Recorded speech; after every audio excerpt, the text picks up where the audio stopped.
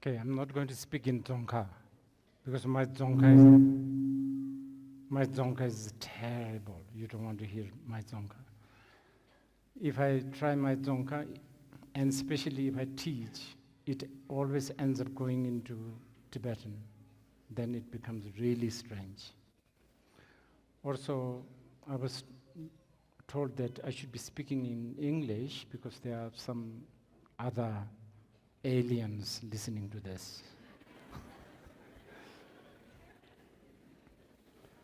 Okay. Can you hear? I can hear echo. Okay, good. You can't hear? Oh. You mean you can't hear echo or you can't hear me? You can hear? It's okay now? Better? Okay, I'll be shouting whole time. No problem. Okay. So, I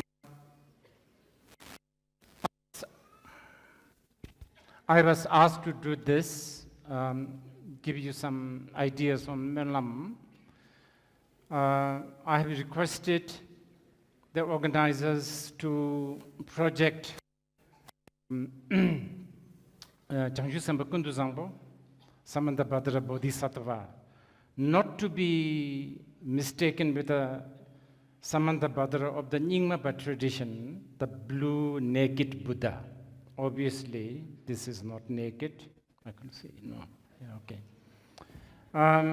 For some peculiar reason, us in Himalayas, like Tibet, Bhutan, I don't know, Nepal, we do a lot of this.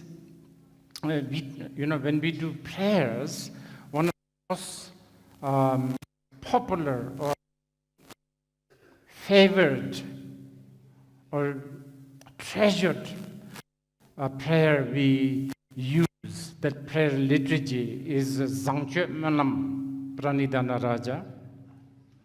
We do this a lot, and also during this time, the global peace prayer, a big part of the ceremony is occupied by doing this very Zangche Manam. But for some strange reason,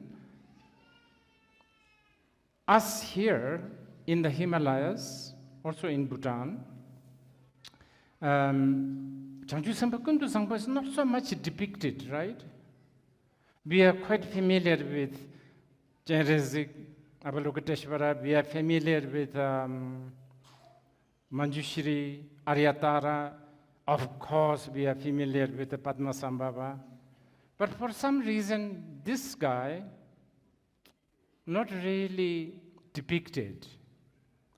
And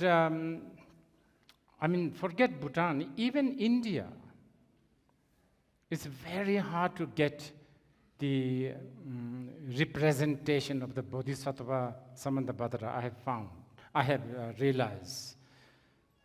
And that's kind of interesting because it's a kind of important Bodhisattva, by the way. Just as how we know Manjushri is for wisdom, Avalokiteshvara is for compassion, Aryatara is for protection, so on and so forth. This Bodhisattva is revered, venerated, and treasured for making your prayer materialize, so to speak. Okay? And not only that, this is just very, very simplified, very simplistic way. But more importantly, there's a sutra called Avatamsaka Sutra. We have that in the Bhutanese, library, Kanjur. It's called Dode Palpoche. And it's one of the most important Mahayana Sutra. I believe that some artist has been doing some work in the National Library or something like that. Anyway, just to give you some vague picture for the children, or I don't know, the younger generation. I have a friend.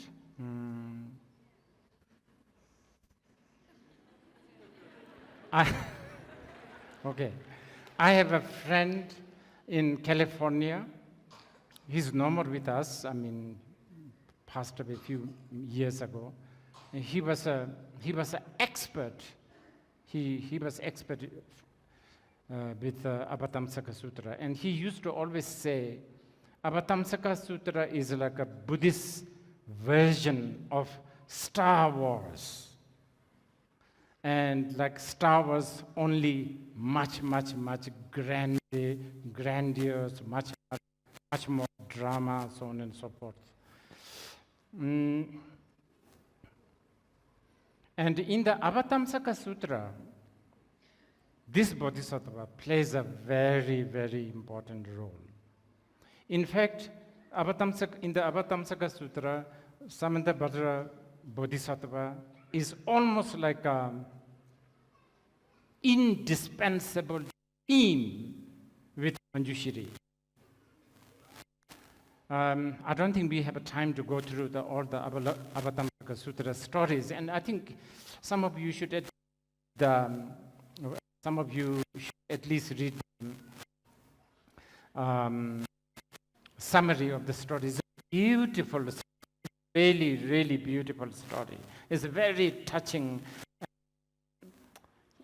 I don't know, just very dramatic also. But of course, the classic Avatamsaka Sutra is very long, classic language, classic expression. But anyway, this bodhisattva, Samantabhadra bodhisattva, is quite popular in China, as well maybe in Korea, in Japan, and also in fact, in China, there's one big, very special mountain called Mount Ame, Omishan, something like that, dedicated only for this bodhisattva.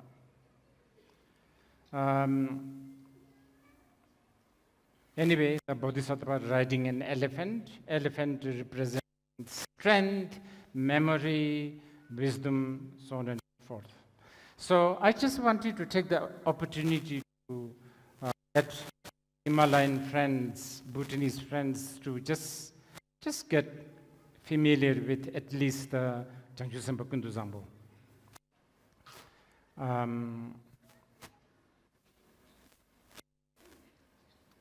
So that's sort of my prologue, okay? Now, for the actual Melam.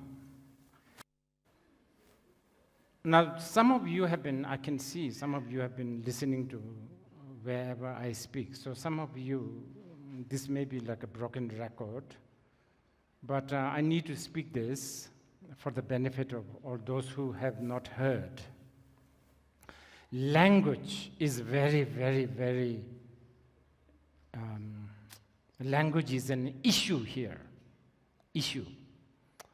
I'm speaking English, I'm trying, and the word prayer, global peace, prayer, the English word prayer is definitely not doing justice to the Sanskrit word pranidana or choke melam.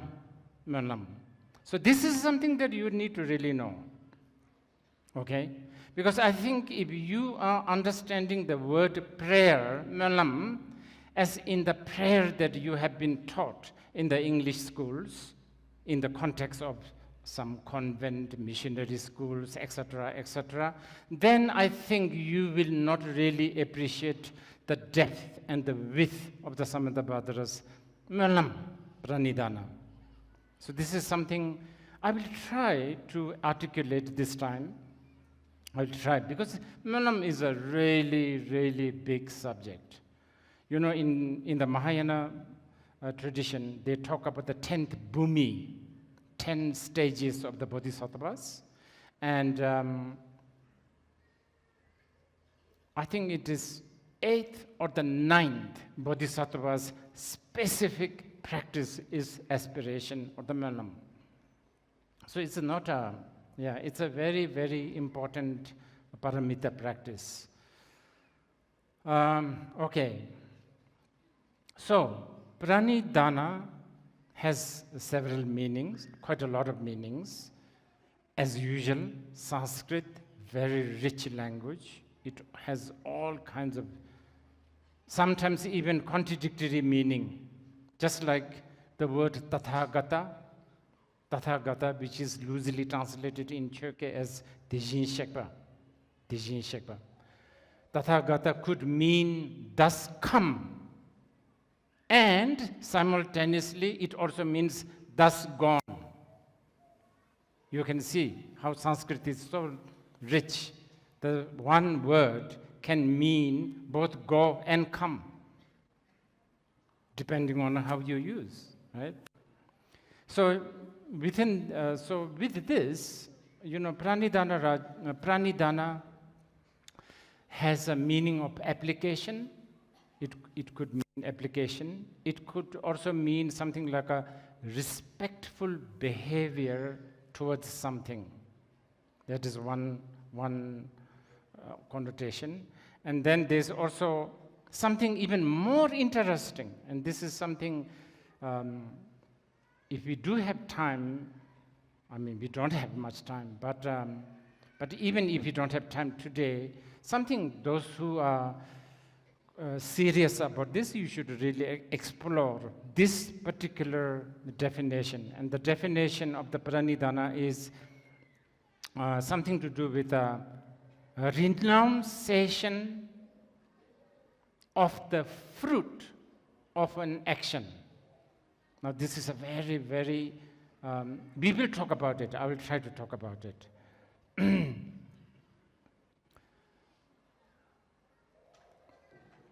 As usual, when you hear the Buddhist teachings, you need to really appreciate paradoxes. Really, really important.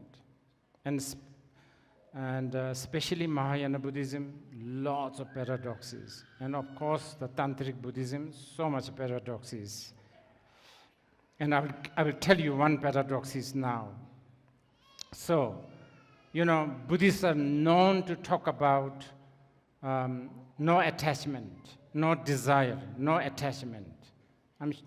Some of you may have heard about it, like no attachment. Yet, when you do prayer, obviously there has to have some desire. You want something, right? I pray for this, I pray for that. So obviously you are talking about a desire, you are talking about some sort of a wish. So what's that? So what are we doing here? There's a paradoxy.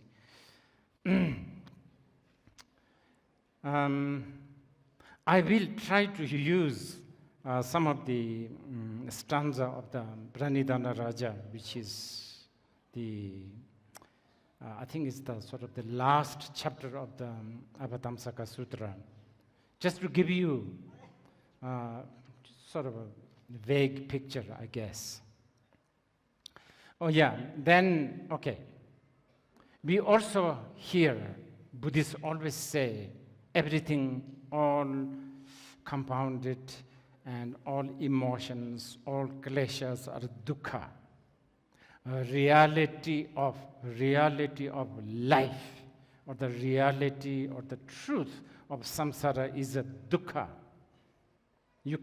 And the reality or the truth, meaning you cannot alter, you cannot change. That's the reality. It's a bit like you cannot wash charcoal hoping that it will become white. It's the reality of the charcoal is it's black. No matter what kind of soap you use, it will always be black. So reality of life, samsara, is suffering, is imperfect, etc., etc. But then we talk about prayer. What are we praying for? If it is the reality, if that is what we are stuck with, then why we even pray? See? So there's that kind of paradoxy. And so you can also, I guess you can say, so is prayer just a wishful thinking? Is it just an etiquette? Is it something nice to do? As in, we wish happy birthday. That's like, it's really, if you decipher birthday wishes, is ridiculous, because actually you should be mourning on that day because you are getting 1 year older than the previous one. You should be all crying, but then we make such a big hoo-ha about birthday. So is it something like that? Is Buddhist prayer, Malam, is it something like just wishful thinking, like a cultural etiquette? Something to think about. And then another thing, and this is something to do with the word prayer. If you are not understanding the word pranidana, as in what I have tried to explain earlier, then the word prayer alone could lead you to some misunderstanding, such as, usually when we do prayers, we always seem to think in terms of a higher being. I will pray to so-and-so, someone who is more mightier, more powerful, more omnipotent, more omniscient, someone who knows what he or she is doing. And then we pray to these people to sort out our mess, so to speak. So is that the case here? Is that what we are doing? So this is one, I think, an important question that we can ask. By the way, I have received so many questions. I will try to sort of incorporate, but also I think there's more questions coming. If we do have time, we will try to cover this, but I don't know.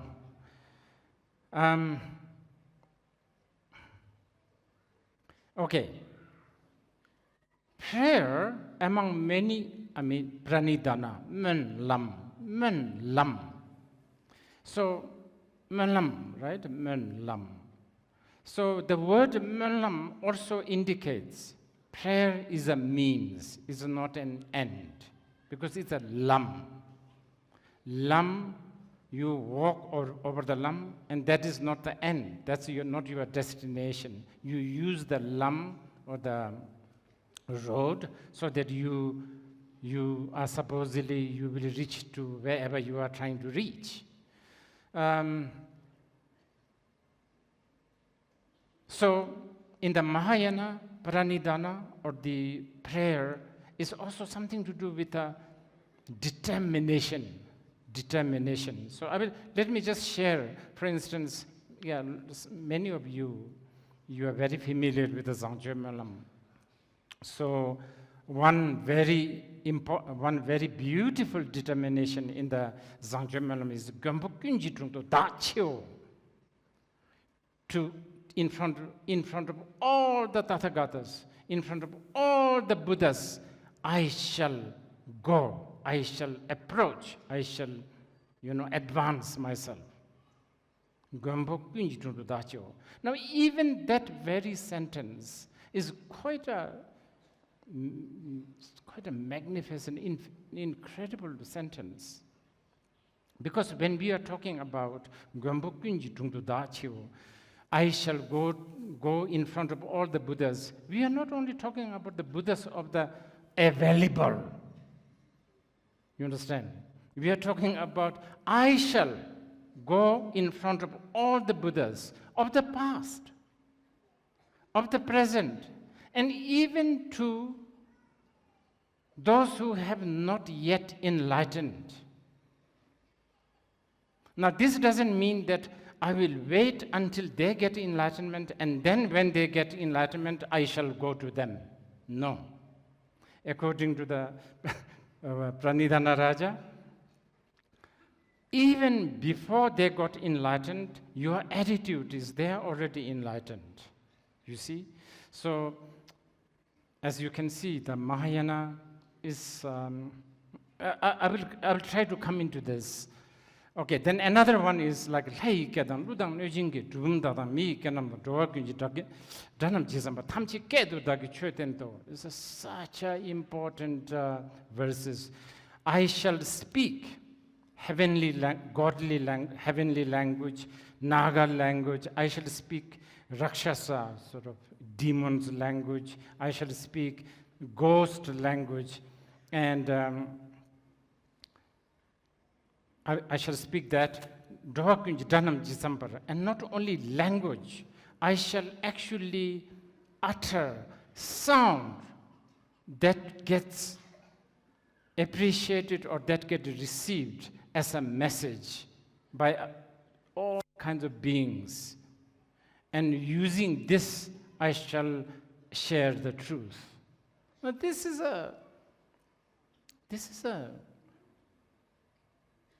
a very, what do you call it?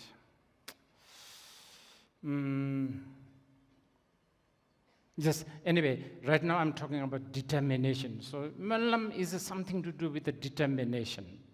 Okay? So in this context, earlier I was saying, usually when we do prayer, there seems to be always this idea that you are praying to somebody who is mightier or bigger than you, which is also accepted, by the way. This is why we have shrines and we have the Buddha statues, we have the visualizations, etc., etc. But in the Mahayana Buddhism, actually, it is not so much praying to somebody up there. It is this determination, generating the determination that I will do this. I alone will do this. So generating the determination, okay?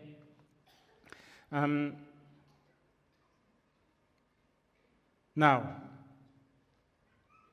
very important question one can ask. On what ground does the prayer work? So let's say you are baking a bread. If you are baking bread, the flour and what do you call it? Yeast, right? Yeast. They don't remotely look like a bread. Flour is a flour, powdery yeast. I don't know how they actually look like. I think I've seen a yeast somewhere. But anyway, the yeast looks like a yeast, flour, water. I don't know, egg, all of that. Do they use egg? No.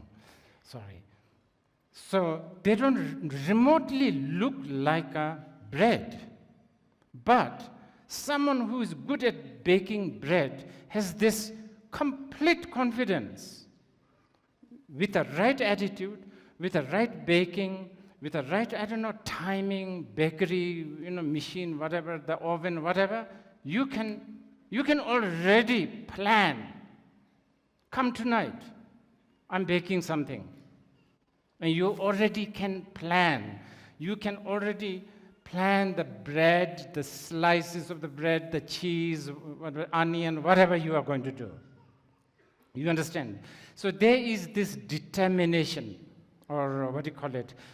There is a ground. You have this ground, or what do you call it? You can assume. You can assume. You can expect the bread. So on what ground we are believing that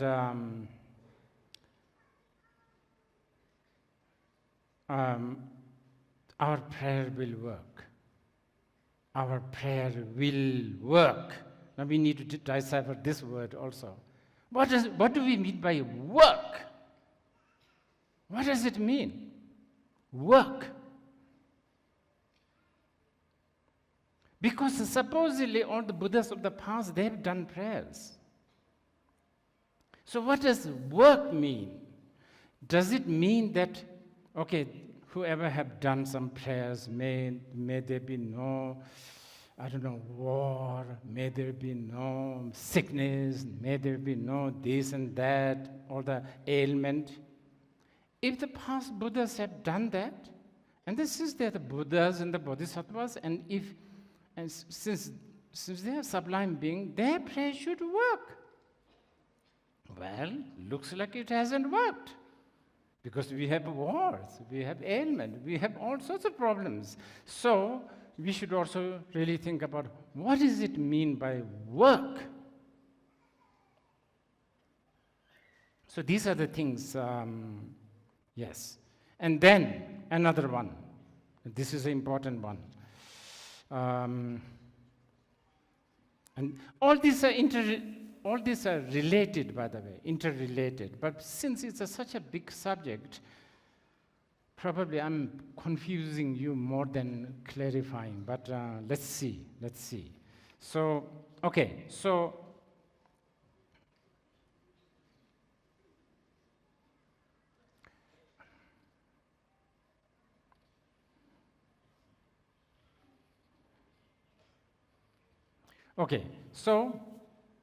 for how long should we pray? Right? It's a very important question. This time, what? 6, 7 days? Is it? And we usually do every day, maybe, some of us. How long should we do this? Well, according to the Zangche, what does he say?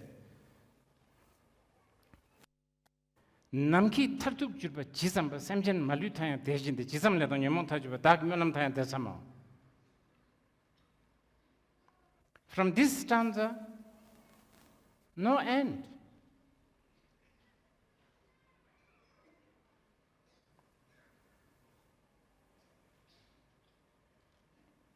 Sentient beings are limitless, like a sky. Where there is a sentient beings, there's a limitless emotions. Likewise, my aspiration. So now you can see, I'm just giving you a little taste of how pranidana works.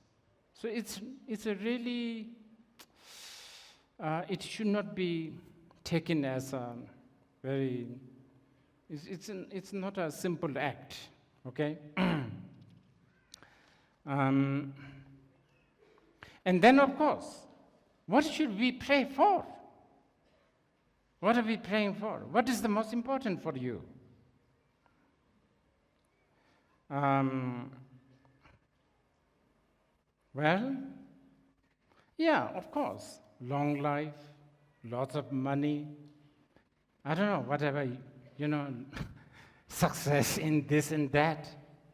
But from the Pranidhana's point of view, chances is that they will not really work.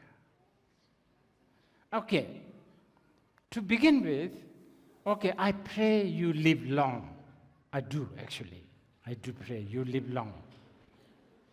But there's many questions for that. What do we mean by live long? Maybe 5 minutes more? Maybe that's all you need, right? Maybe that's all you can handle. What do we mean by live long? You want to live long, 100 years? Are you really sure? Are you serious? You really want to? See, do you really? So, and the long and the short and all of these are very, very subjective. Just because it's long does not necessarily mean it's better. Long can be also a lot of different things. So praying for something like this, like longevity, wealth, all of this can be, I'm not saying that you should not. By all means you should. But what I'm saying is that it is more, I think if you are doing a business, you should really be working for the profit, not the bonus. You understand? Because if you get distracted by the bonus, it can really ruin the strategy to make profit. So these like longevity, success in this and that, fame, whatever, it could be a bonus. Yeah, so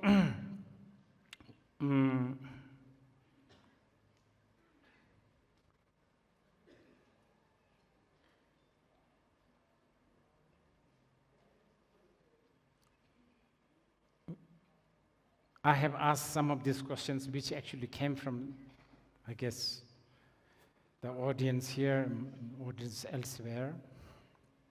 Very important questions. So, let's go back to the bread. Okay? Bread. The fact that when we see the yeast, the flour, the water, whatever, the oven, you have this belief that bread is possible, more than possible. You can almost say it's done. So with this, using this as an example, when the Mahayana people do the prayers, such as the Zangje Malam, what we are doing is we are looking at all sentient beings, every sentient beings. So I hope the organizers are not going to be too upset, but I would say even this time, we have named this festival as what? Global Peace Prayer, right? Global Peace. Strictly from the Mahayana point of view, it's a wrong title. What is globe? Globe is just this round thing, right? How many continents are there? 5 continents? That's nothing. That's like the smallest. So here, Dulcik Tengna Dunye Sanjenam, it says. For the Mahayana, beyond the globe, aliens, all sentient beings, we are supposedly praying for that. So anyway, sentient beings, the Mahayana attitude is like this. For the Mahayana attitude is sentient beings are like a flour, like a yeast. Okay? Sentient beings have the Buddha nature. So let's say this guy, the Samantabhadra, he's looking. Samantabhadra never sees even one sentient being that will not become enlightened. Because the real, the ingredient, if you like, the potential of being enlightened, sentient beings have. All you need to do is you need to be a bit savvy in baking it, putting it together. This is doable. So going back to praying for long life, yeah, maybe longest 100 years or 200 years. Now with Elon Musk and Peter Thiel, I heard that they're cooking for something, I don't know, to live 150 years or something like that. Yes, but anyway, yes, maybe we could live long, but still, beside whether you really wish to live this long or not, you will still exhaust, right? You will still, there will come a time for an end. End is a big part of a life anyway, So, longevity, and yes, in a way, maybe I'm trying to provoke you a little bit, but I think my provocation is important. In a way, even world peace. Really? Possible? Is it really possible? World peace? So, actually, we ask this question to Buddhists. What is peace? I will come to that later. So here, a prayer that is worthy to pray for is to be awakened. You cannot have bunch of stone and wood and pray that it will become bread. You understand? Not working. It won't work. Likewise, you know, if you have like a flour, yeast, all of that, then yes, probably it may take long time for you to bake a bread, especially if you are new. And you might need a lot of gadgets like an oven and this and that, probably, if you are not good, if you are beginner bread maker. But if you are very, very good at making bread, then you don't even need a proper oven. You can just magically, somewhere in the forest, you can just create bread. This exists. Likewise, when Samantabhadra, and supposedly since we are doing the Pranidhana Raja, supposedly we have this attitude, looking at all sentient beings, we are looking at, 99% of the actual enlightened state is done.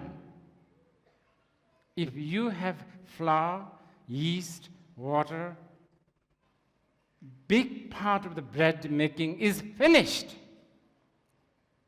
If you are lacking with a yeast, little bit of a problem. If you are lacking with a flour, no bread.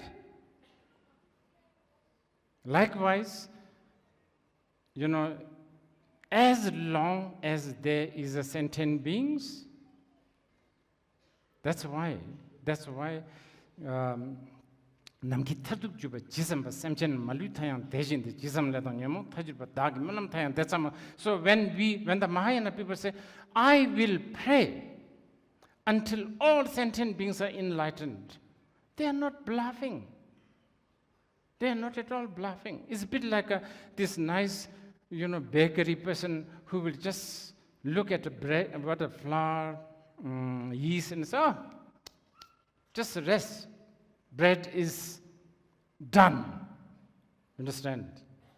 It's like, consider is done. That is the kind of the determination and the, attitude with a pranidana. So here you can see, you actually don't really need a higher being to make it happen. You don't need a higher being to, make the bread happen. That's what I'm saying. As long as there's all that thing, the yeast, flour, all there, and you know how to do it, the bread is considered done. Likewise, yes, limitless sentient beings, full of emotion, anger, desire, jealousy, etc., but as long as they are sentient being, 99% of awakened state is achieved, finished, considered done. That's why the Mahayana people have the Mahayana, not just Mahayana, all the, the confidence, let's call it confidence of the prayer is based on this. Okay, so what was it? Some other questions that I was raising earlier.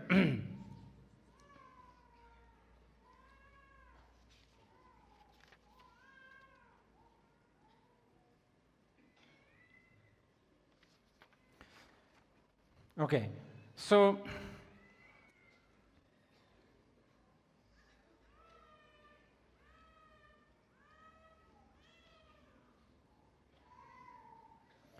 now Remember, I was talking about the peace, global peace.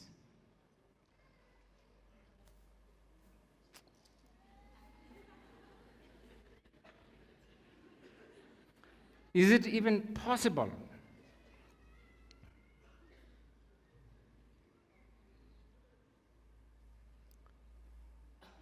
So, in the Chöke Dharma language, Shiva, Shiva, Nyangele Depani Shiva wo.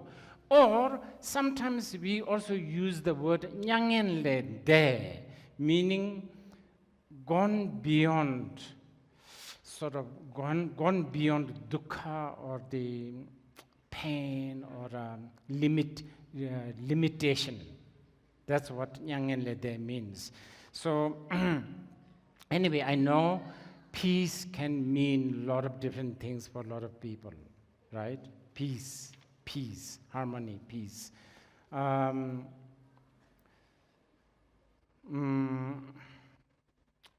lot of people think that if everybody does whatever Washington says, then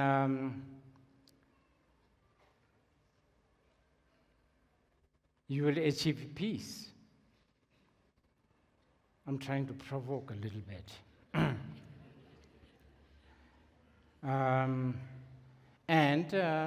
By and large, a big part of the world has been doing whatever Washington has been asking. But that hasn't really achieved much peace. In fact, the other way. In fact, we have more war, more conflict. If you rewind our history, we know this very well. So, what kind of peace are we talking about? In Buddhism, Shiva, the peace, actually is not, of course, no war would be nice. No domestic fight would be nice. No international fight would be nice. That's a bonus. Bonus. If you have it, fantastic. If you don't have it, not that of a big deal. I'm telling you. For the Buddhists, okay? So for the Buddhists, peace is really, quintessence of the peace is non-duality. I know this is a bit hard to chew, but basically, as long as you have a duality, you will always be in extreme.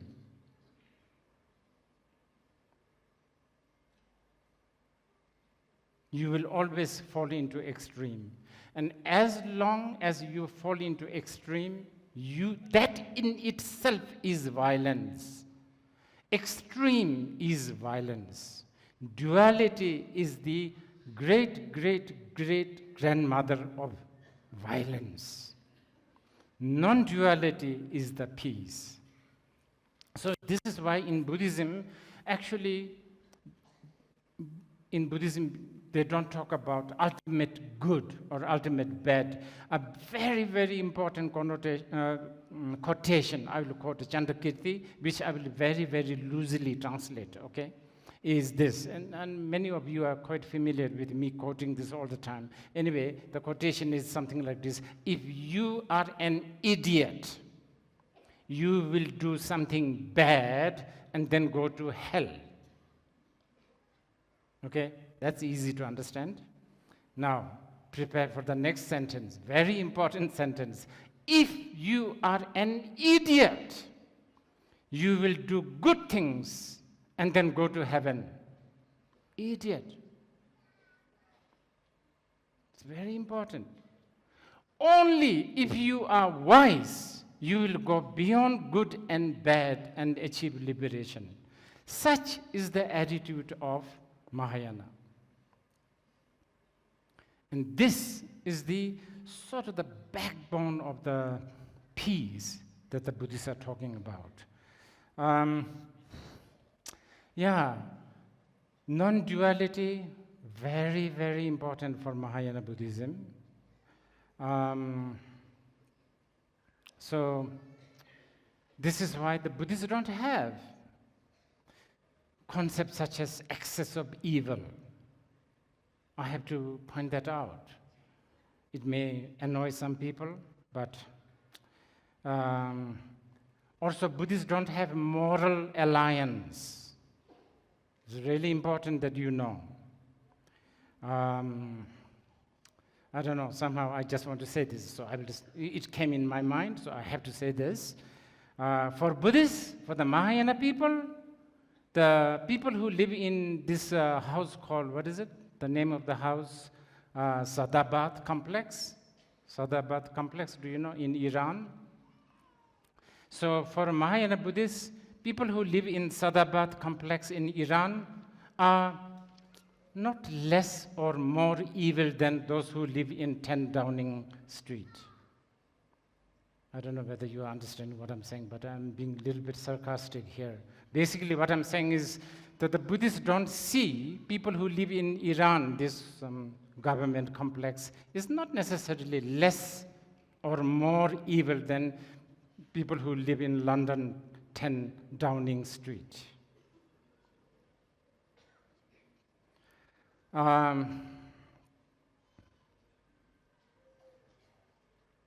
The concept of non-duality is like the essence of the peace.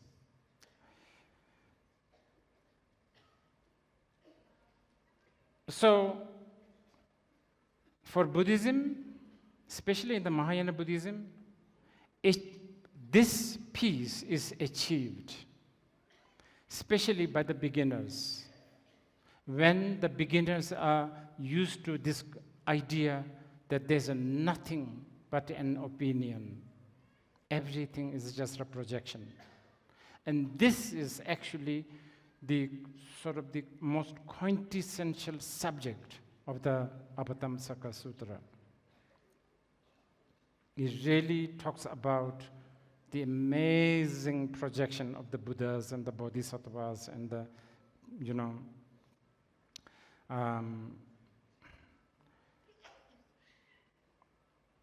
but this is very, very difficult for us to understand because we cannot understand, we cannot think that things are just your projections, especially if your projections and if your opinions are validated by large amount of consensus, But this is very, very subjective because just because 8 billion human beings believe that water is a water, actually, it doesn't mean much. There is only 8 billion people deciding water is a water. There's like how many trillion fish who thinks this is something else? So many times the consensus doesn't even matter.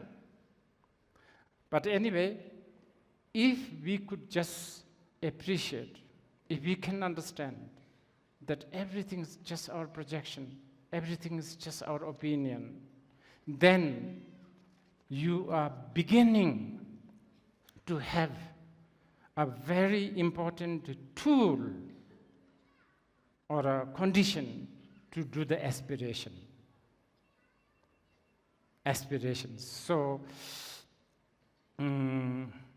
this is why in the aspiration of the Papa Zambuji Bimalam, it begins with amazing visualizations, if you like the word visualizations, and the projections, like one atom, Buddhas, numbers of the Buddhas that is equal to the atom of the earth sitting on one atom, and this original atom not becoming bigger, small still, and each of these Buddhas also haven't been accommodated themselves to enter into the small atom, so on and so forth.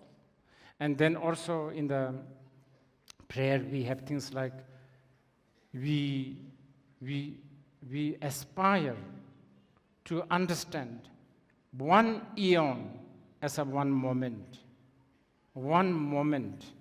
as one eon. This, I think, you can understand this. Maybe at least in a kind of a mediocre level. Try to spend in a prison cell for about 5 minutes. You will feel like 5 weeks or something. I have a nice time with a friend for 5 hours, and the 5 hours goes by just like that. So you can see time is totally an illusion. And knowing that, if you know that, here we are praying, may all sentient beings, all of them, be enlightened. We will not be bogged down by this fear. Oh, really? How long does that take? Even for one sentient being, it takes like aeons and eons. But for the Mahayana people, eons, moment, it's a total illusion. It's how you look at it. So such is the sort of the backbone of the, what do you call it? Aspiration. I better look at the time. Am I doing all right with the time? How much time do I have?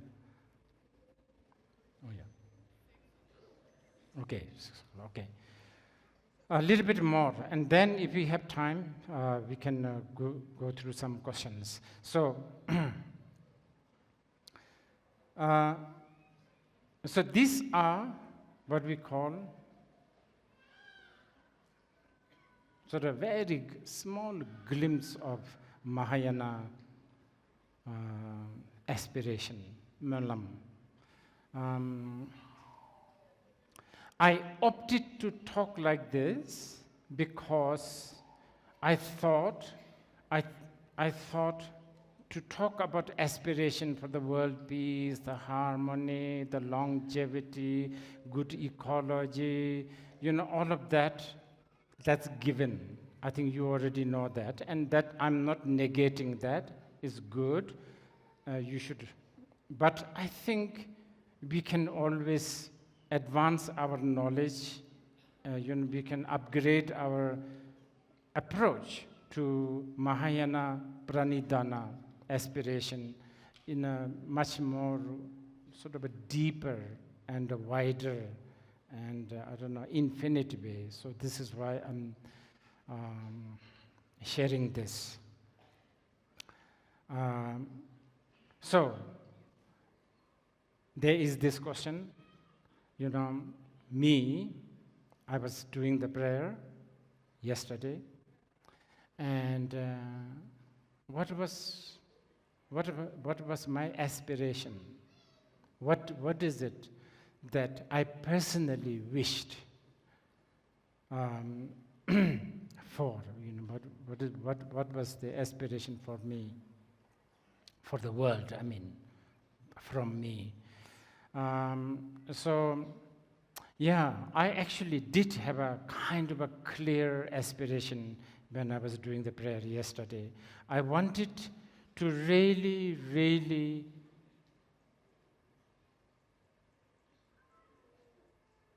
I really prayed, aspired, wished that human beings will have empathy. More than anything, empathy. I think, like, when I say empathy, I'm talking about like adults empathizing kids. You can't just dismiss, look, all that kind of, this is a child's game, empathizing. And vice versa, of course.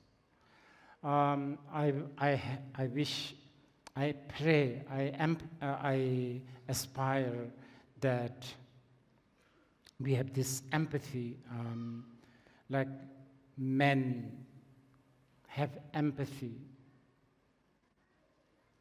about or with or regarding women. and vice versa.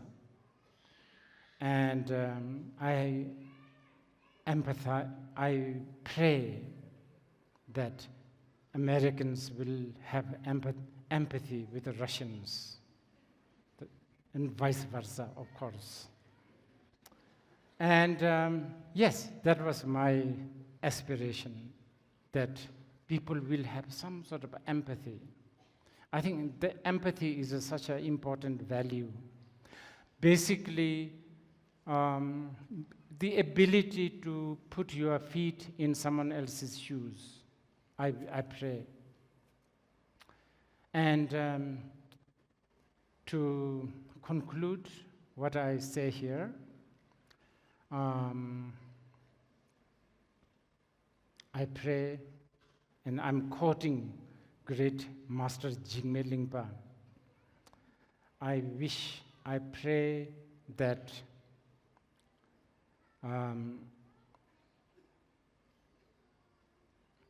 that 100 things that you wish will never come true.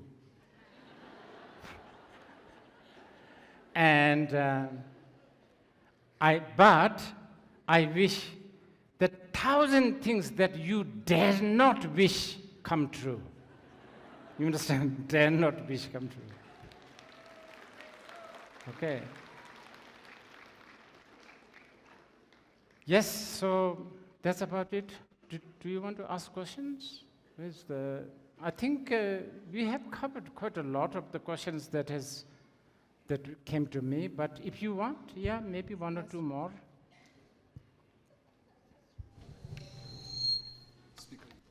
Okay. Last Rinpoche, there's one question that says, technology aims to make us live longer and comfortably, while Buddhism teaches us to detach from all of this. Will these two paths ultimately conflict? Of course. Of course.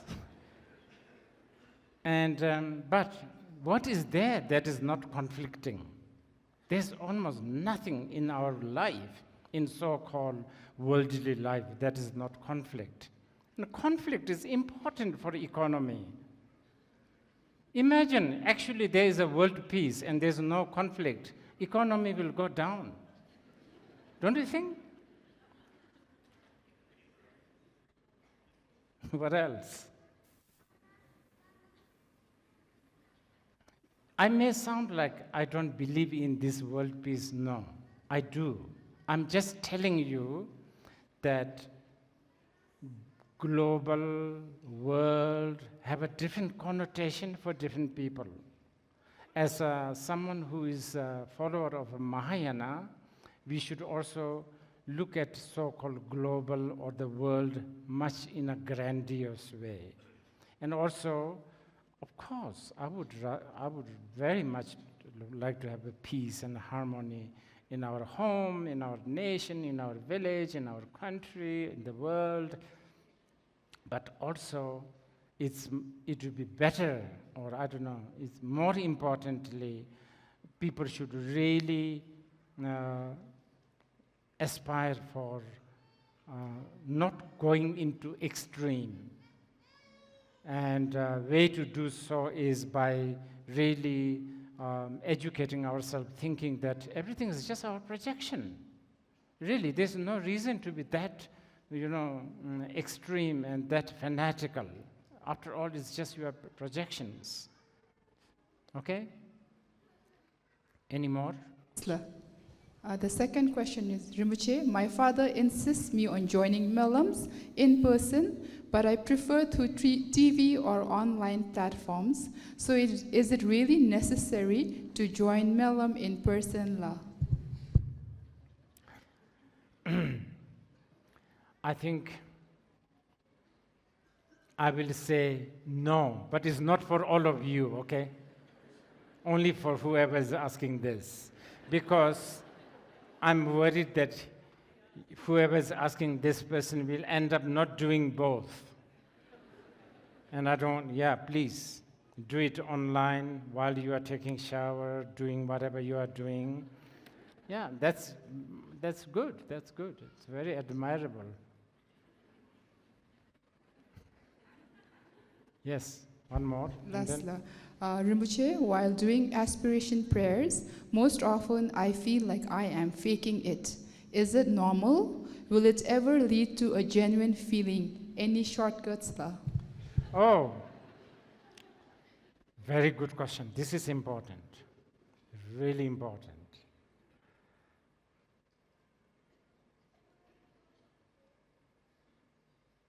You have to fake. Faking is similar to the earlier one, isn't it?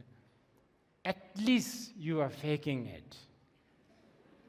Otherwise, you will opt not doing at all. That's much worse. And by the way, this is not me being smart here. This is actually written in the text. If you ever read some of the Buddhist texts, right at the beginning, first line almost, Ngenjungi lo che, or sometimes they even call it things like che rim, which actually has the connotation of faking it, like, like cultivating it, fabricating it, because you need to get used to that value. Okay, you already kind of intellectually believe that value. But the reason why, even though you know, let's say you know the benefit of quitting smoke. It's bad for health, it's bad for your lungs, it's bad for the environment, etc., etc. You know this very well. You in fact teach this to others, but you smoke because you are addicted to it. So now you want to quit it. So I think the first step is the faking it. Like, okay, only 2 cigarettes, but then you end up smoking 3. And then you try to reduce by faking, like that. I think I will say it's a good way, but of course, knowing that you are faking, you will also have the urge to make it a little bit better and more genuine, hopefully. Okay, so to make this gathering worthwhile, because everything but is just it's just blabbering. There's nothing much. You can forget all of this. But anyway, to make this gathering worthwhile, I'm going to read the Pranidhana Raja. Okay, so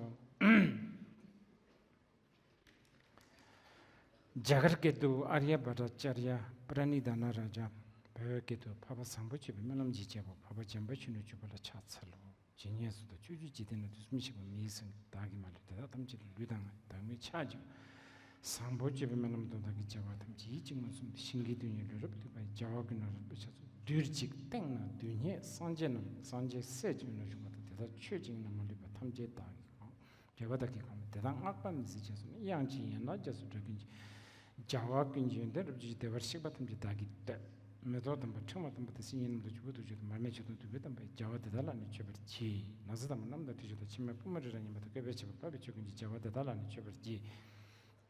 Chepakan Alameja, Javatam Jalam, Zambojo, the Debit of Jawakuna, Chasar Chebert, to Shashan, and Timu, Ludan and the Tiji, the Wadaki.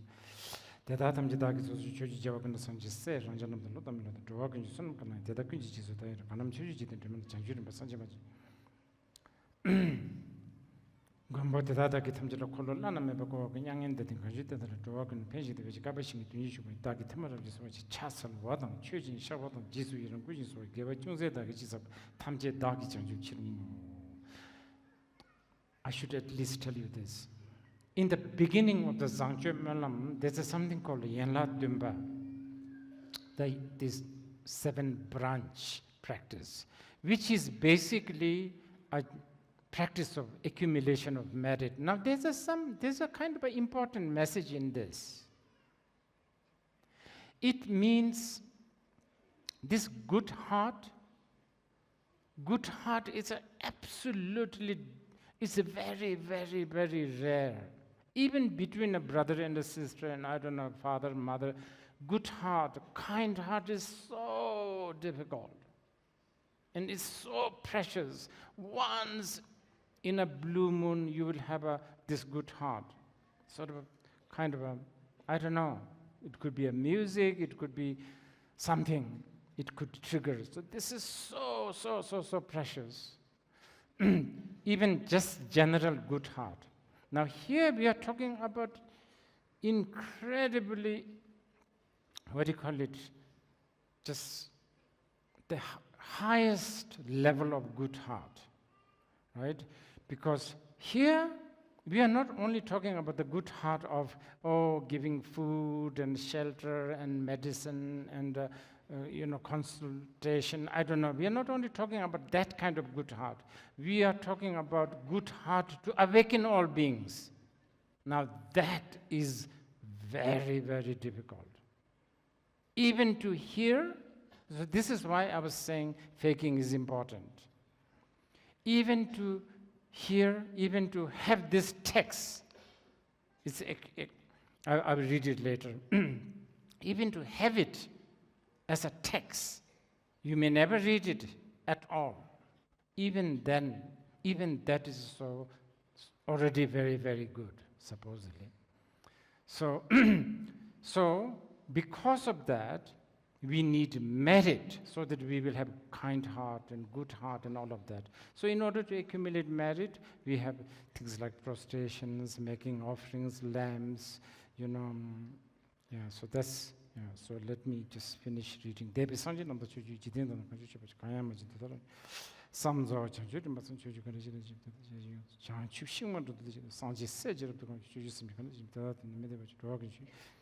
Thimphu juji rawang dhruva chanchi chupa tanda dhruva sarab kundu chimpa chan dadu tanda jawa kri jis sangpo chupa yonsu tsurim chupa chumi dadu mani chime chupa chilayi kida udan ujingi dhubam dada miyi karanda dhruva kunji dhaka jis tamche kiri dhagi chuda dejing palu chana rabzor chanchi sani naya chima jita bakana dhruva chupa dada mali yonsu chama lada nyama dhuji lana dhruji jita dhruva namzi chita pemo chumi chapa chi yinadam topa me bache.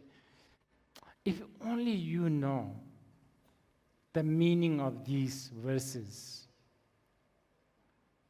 even the most cold-hearted will have some tears in your eyes, because this is like really, really like the utmost care, and care to just not only to your loved ones or immediate family members, to everyone that you don't even know. So it's a really, really like I don't know.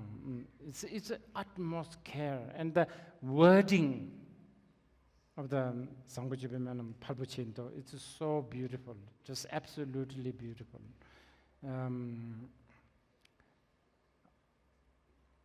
It's also the last chapter of this giant sutra called Avatamsaka Sutra. Please, those who have time, explore this sutra. Nidanam Katupa Meta Shingichon Jonajido. Devadara Dwagani, Dwatan, Pemba Chanchichaba, Semjan, Jotan, too much Sambachatan, the Mount Kabakan, Dagjo, Tumbakan, Datan, Dudan, Jabata, Madam Dala Pember, the River Sambachaba, the Data, and Tata, the Data, and Nami, San Sejo, Javat. Mount Kabakan, Mijava, Tala, and Chabaji, Javanam, the Ambition, the Chanchichaba, Sambachaba, Mount Kabakan, Chabaj. Sibatam the young chronos on Mijit and Mijit Tabash, things and the Nugi Mijit and Tunisian. Shing there's some Jimmy Sanji and Sanji says you know the Sanji, the Damarichan, Trustman to Sanji, the Shinajas, the Gavajas, the Sunji, Jawaki, Sanji, some thought the Jibas. To Sumichi Javatam, the Corrigan of the Great Tedaki and Swim, the Lloyd, Mount Kapatan, Gajichik, and Gajichik, to Sumichi, the Dagi. Tadu Tedak in the Jumajiban, kind to Javana, young and the Baradichin Kumbukinji to Dachu, continue it to the give it to the Chava, the give it Chavama. Shut up to the digital, somebody, Shinajas, some changes of the number to Shinajas, Yishijam. Jabajans and Abatas managers of Sanjis of Kayan to Sushi, Sambachi, Jawak and Suji of Kayan, Cabat, Ludanga Dajin, Jivan, or some cabbage, Kuniki, or some Bajibi, Jamberjin, Manajibaji, and then I'm just sitting maybe to Jabba Semi, but I'm going to the Tibetan Mitrovich and get to do which is a messenger Maluta and teaching the Jizan, the human Dagim, Manam times some kind of usual other Shinging, Chanchu, benches and the Congress and Tini Trubang, but point now, the city and the Lababundum. The Taming about Dagi and the Gangimission days and which you should and Rita Katan, the Jidin Sumbabina, and Chanchi Shiman to the Sanji Page, the Chanchi Sanji, Kaya Sambachi Bemanum, Kaya Sambachi Bemanum, the Chawant and the Tentum, Lona, they number of members, Sanji Chanju, so many Majiji. So here it says, let's say you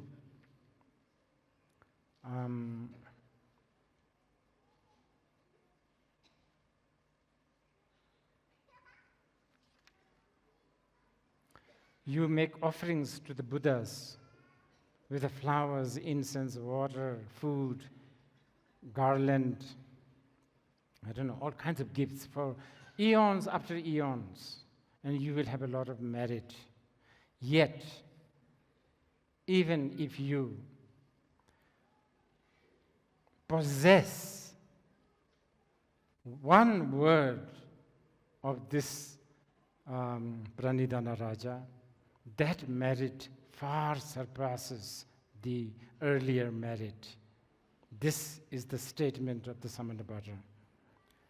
There are a number of changes in Japaji, the Takuji,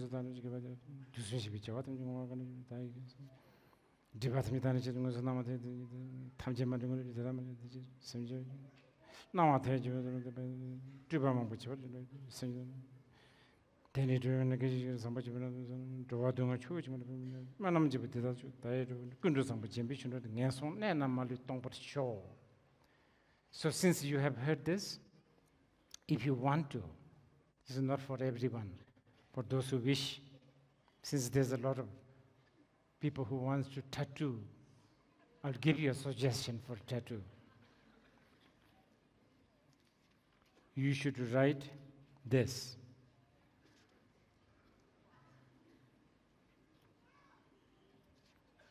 If you have a lot of space, well, hold Zangche, why not?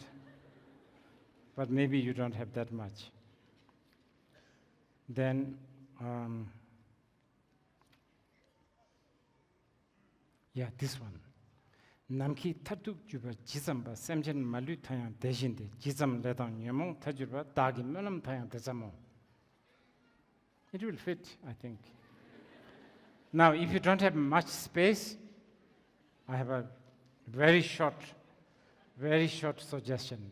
Ngensong nenam malu tongpatsho, which means may this lower realm be empty. It's quite good, and I think you will have a lot of merit. That's it. Thank you.